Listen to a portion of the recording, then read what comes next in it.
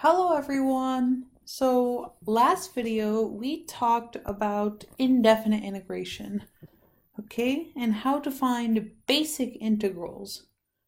So this video, I'm going to a slightly different path and talk about area. Okay, and you might be wondering why we're talking about area, but area and integration are actually very deeply connected, okay? And as we continue along our journey through integration, you can see that connection and how important this connection is in calculus. Okay, so in order to start our unit on area, we have to learn, or for some, review properties of summation. In sigma notation is basically a shorthand way to represent a sum of terms. For example, if this would be represented as 1 plus 2 plus 3 plus 4 all the way to n.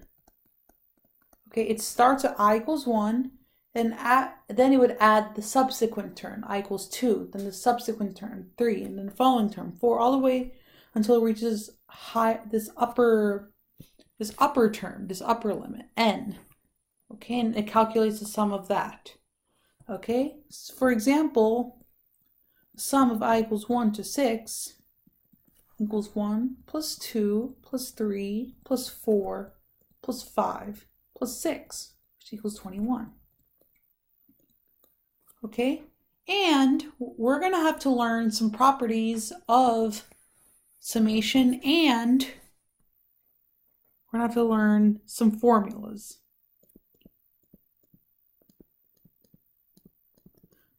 So our first property of sigma notation is, first of all, it's defined as this. So if you had any equation a sub I, okay, in terms of I, then the sum would be a1 plus a2 plus a3 all the way to an. So it adds up all the terms up until an.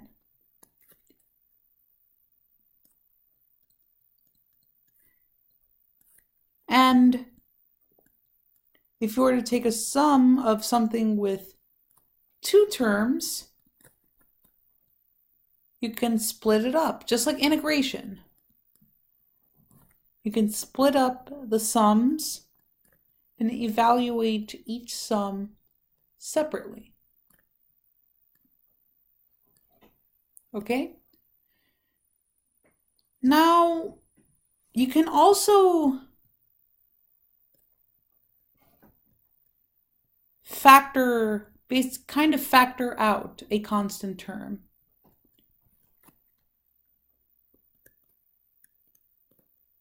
You can also factor out a constant term because you're adding k times a1 plus k times a2, and you can kind of see how you can start to factor out k from here. So those are some of the properties. Now some of the formulas that will be important will be, it's a sum from I equals 1 to n of I, where I is an integer, that equals 1 plus 2 plus 3. As we just said above, all the way to n, that is defined by a formula, n times n plus 1 over 2. Now, if you were to have a constant instead of I, the result is a lot simpler. Some constant k, that will be k plus k plus k all the way to k, but you're adding it n times. So that equals kn, because that's the definition of multiplication. Now, for this, I squared, so the sum of the squares of the integers, 1 squared plus 2 squared plus 3 squared, all the way to n squared, you get this formula, n times n plus 1 times 2n plus 1 over 6. These you'll have to memorize. And the last one that is important to us is over here to n of I cubed, which equal to 1 cubed plus 2 cubed plus 3 cubed, all the way to n cubed. And that is equal to n squared times n plus 1 squared over 4. Which, if you notice, is actually this term squared. Okay? It's kind of a cool after fact. So let's see how this applies to area. Okay, so just make sure you copy these down. Pause it if you need to. So we're going to delete, and we're going to draw a function.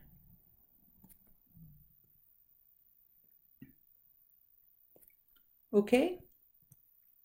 And now we're going to talk about area under the curve. That's the area we're going to be talking about.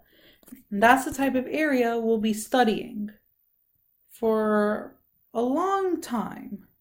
So I'm going to copy this function down. Okay, we're going to take the area from here to here, from A to B. So let me just copy this.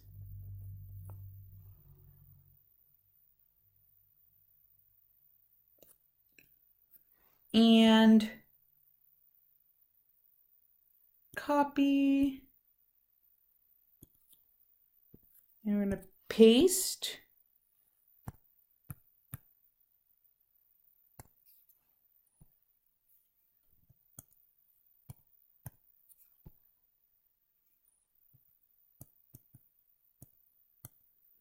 Having some technical problems. Okay, and now we paste, have one over here.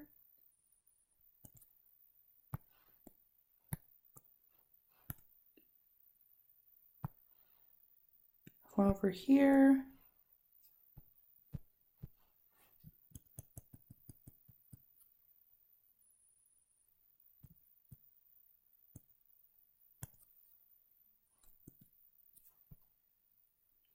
One over here. And one over here. Okay. So we have all these identical graphs, and we're going to try to approximate this area of this red region. Okay? So I'm just shading all of these.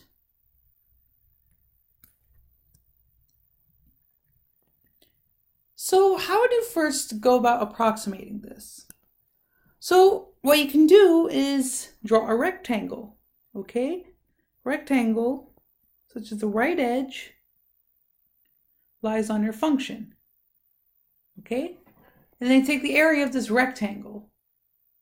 And you notice that you have a whole bunch of area that's not in your region.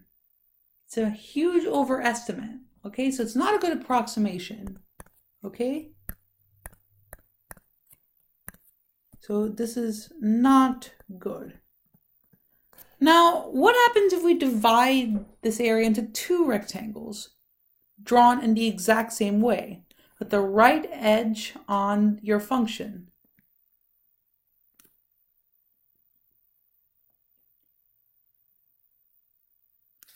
Well, you can see right now we have less of this outside area. So it's and if you add the areas of these two rectangles together, you have less of an outside area. So this is a little better. Now, let's say we have 4 rectangles. What will happen then? So we have this. You can already start to see a trend over here. You can see a relationship between the number of rectangles and the accuracy of our approximation. okay, you start to see that the approximations start to get better with very little of the extra blue area. So if we were to do 8,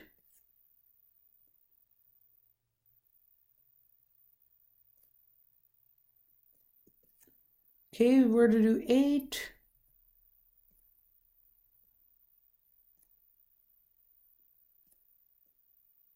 not exactly even, but you can see that you have tiny, minuscule amounts of blue area. So this is good, and this is really good. So if we put n rectangles,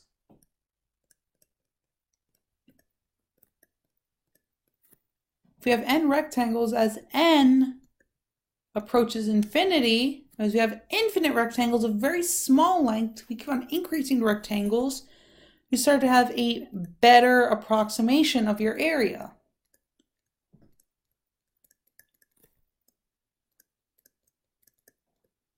Of the area. Now, we just did what is known as an upper sum, okay? This is known as an upper sum, or a right sum, because the right edge of the rectangles are touching the function. We can also do a lower sum, or a left sum. In fact, let's do that right now. Let's say we had a left rectangle over here. So we drew a left rectangle and we shaded the area of that rectangle green. So just like the upper sum, the lower sum with what rectangle is very bad. But pay attention that this is an underestimate, while the upper sum was an overestimate. Okay? So let's draw these lower sum rectangles on 2 of them over here. So the left edge is now touching the graph rather than a right edge. And you can see that just like over here, you start to have fewer and fewer in red. You have more and more green. That means our approximation, even with our lower sum, is getting better and better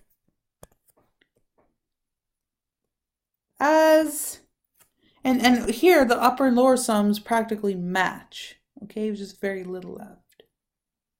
Okay, so with these upper and lower sums, you can see as we increase the amount of rectangles, we have a better and better approximation of area.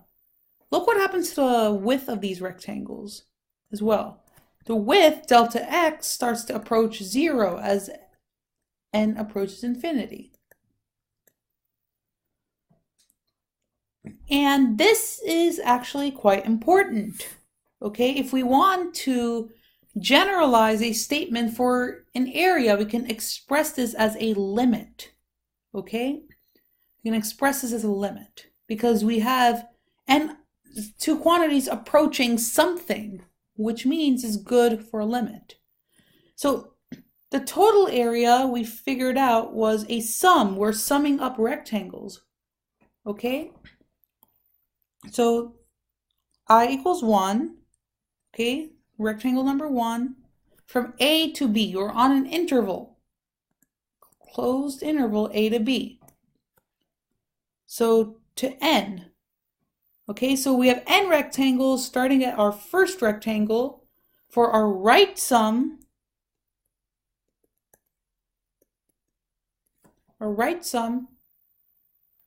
we will be looking at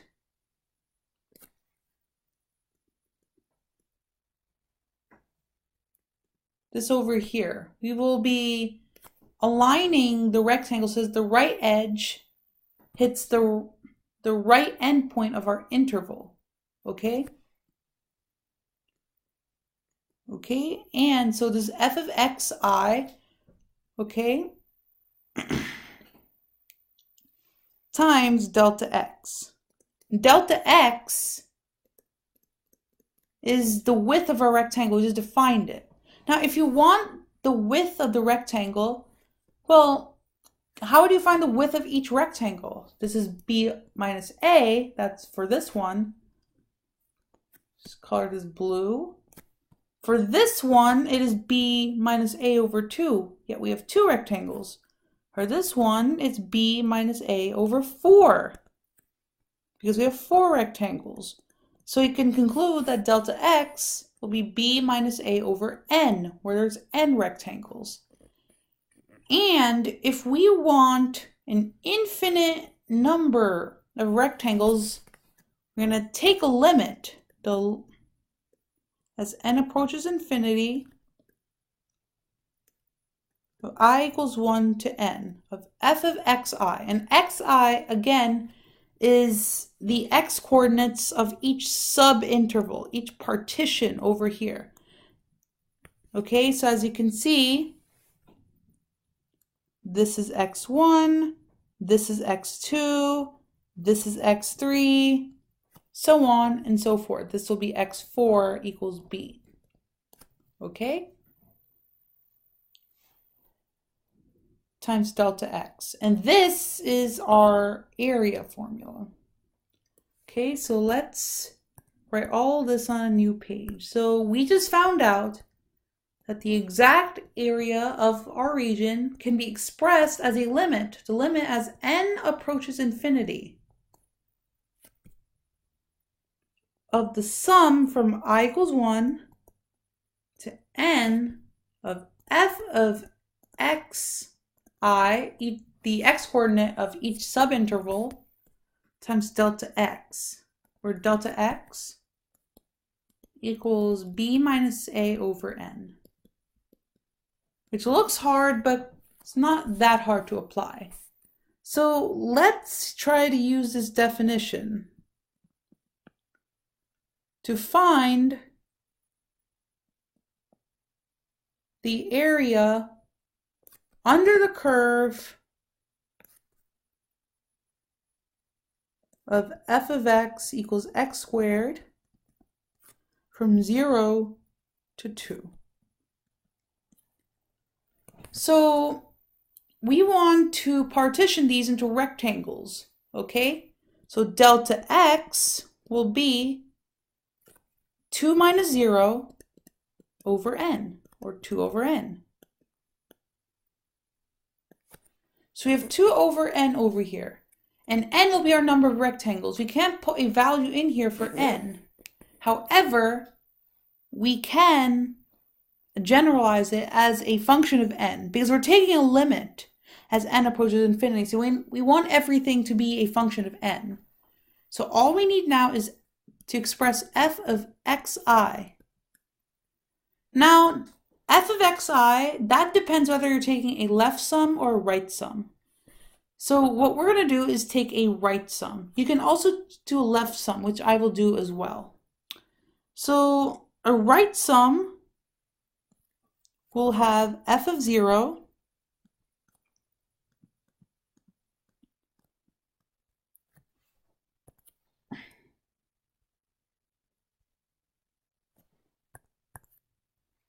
plus delta x, or f of delta x. And then our next rectangle will be f of delta x plus delta x, or 2 delta x. So you can start to see a pattern. F of I delta x, that's the ith rectangle. Okay, that's our ith rectangle, right? Because our first rectangle, rectangle 1, will have f of 1 times delta x. So we'll have f of 2 times delta x. This will be f of 3 times delta x. This is 3 delta x. So you can generalize this as f of I times delta x. Well, delta x is 2 over n. So we have f of 2i over n. So if we evaluate this, f of 2i over n using this function, we get 4i squared over n squared.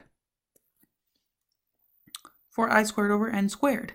So we can try to evaluate this limit over here. The limit as n approaches infinity of the sum of I equals 1 to n of 4i squared over n squared times 2 over n.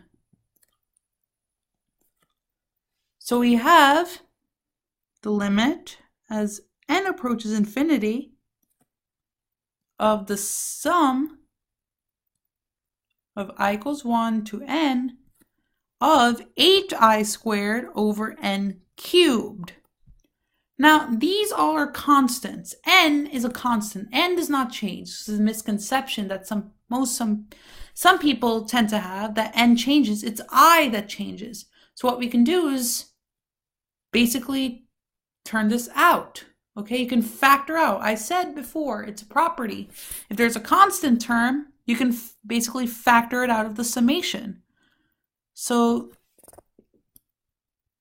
what you would end up having is 8 over n squared, n cubed, the limit as n approaches infinity of 8 over n cubed times sum of I equals 1 to n of I squared. And if you know the formulas, this is why we did those formulas, you get the limit as n approaches infinity of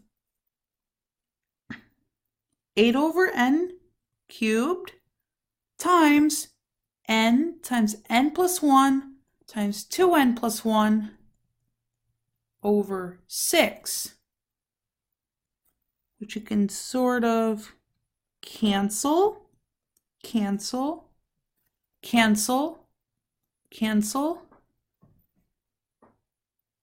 And now this is a standard limit. We just have to evaluate.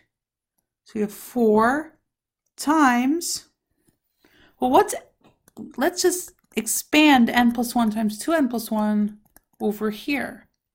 So this equals 2n squared plus n plus 2n, so that's plus 3n plus 1.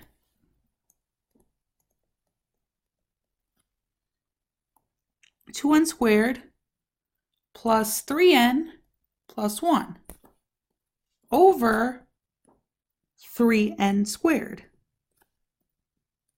So that's a limit, as n approaches infinity, of 8n squared plus 3n plus 1 over 3n squared.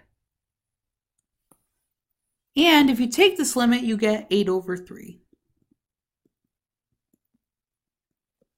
Okay, we get 8 over 3, which turns out this is, as a matter of fact, the exact limit, the exact area of this region. I mentioned I will do the left sum as well to see how the left sum will work. Okay, so why don't we do this problem, but instead with left sum? And let's see if we get the same answer. Let's write down our area formula.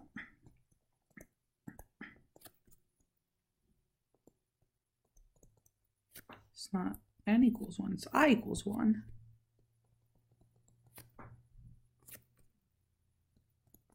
F of x sub I times delta x. Okay, now I'm going to draw our function again, but this time we're going to use a left sum.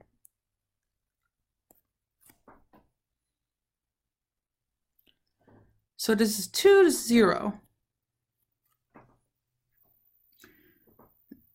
So if you want a left sum, okay, if you want a left sum.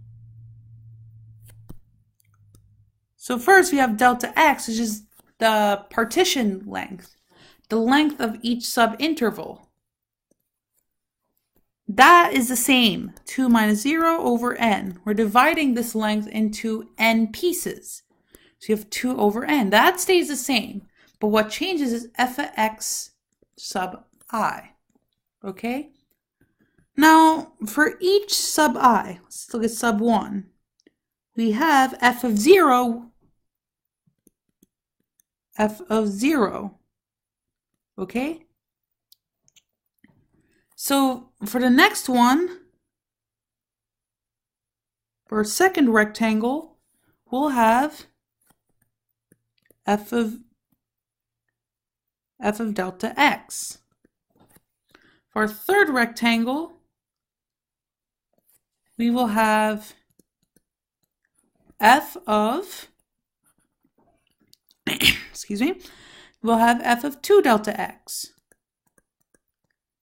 So for our fourth rectangle, we'll have f of 3 delta x.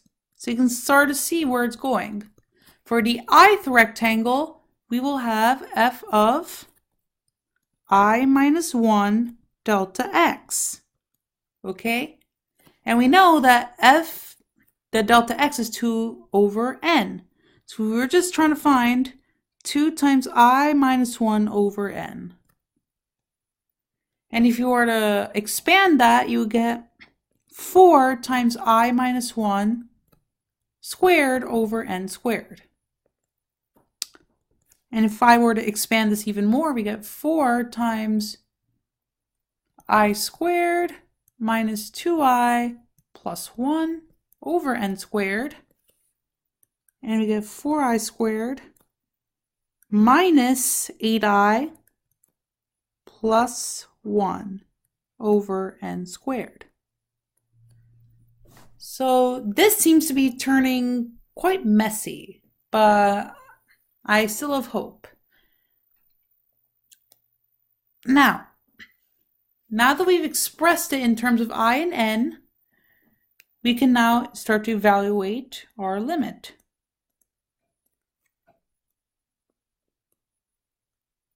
I equals 1 to n of 4i squared minus 8i plus 1 over n squared times 2 over n. And we get as a result limit as n approaches infinity of the sum of I equals 1 to n of 8i squared minus 16i plus 1 plus 2 over n cubed. In actuality, we actually didn't need to do that. We didn't have to expand because we had 2 over n cubed. Okay, so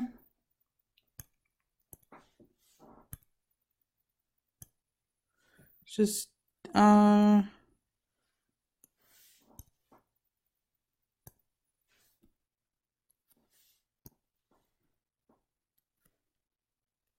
okay, of 2 over n cubed, sorry, it's a little bit messy, times the sum of 4i squared minus 8i plus 4. Okay, so what do we get? We have the limit, as n approaches infinity, of the sum of I equals 1 to n, 2 over n cubed, I can't forget that, that's at the front of the sum, of 4 times n plus 1 times 2n plus 1 over 6 minus 8 times n plus 1 over 2. We'll get rid of the summation. Sorry, it's a bit messy over here because this is a lot harder than the upper sum. A lot more messy. Plus 4n. Okay, we got it. So this cancels. We have 4 up top. And this cancels. And we're left with the limit as n approaches infinity of, of 4n times n plus 1 times 2n plus 1 minus 4n times n plus 1. All of that over 3.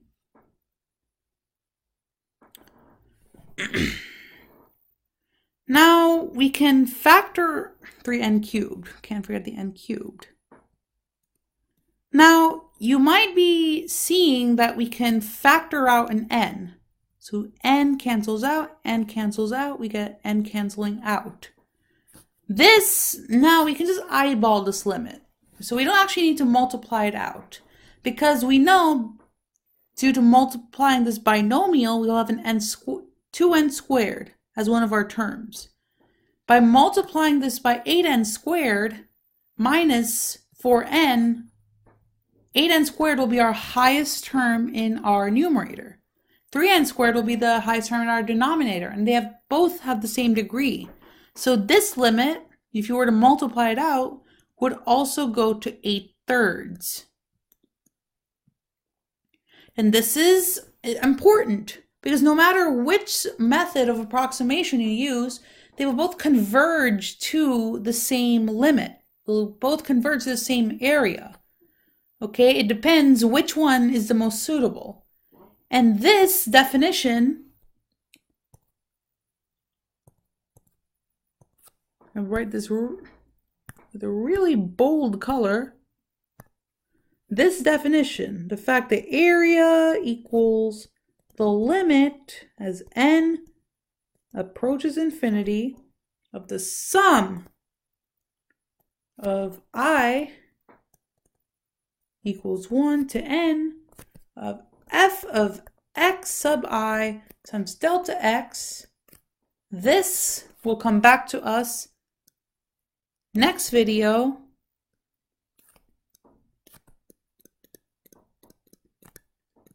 You might be confused what this is, but this segues us into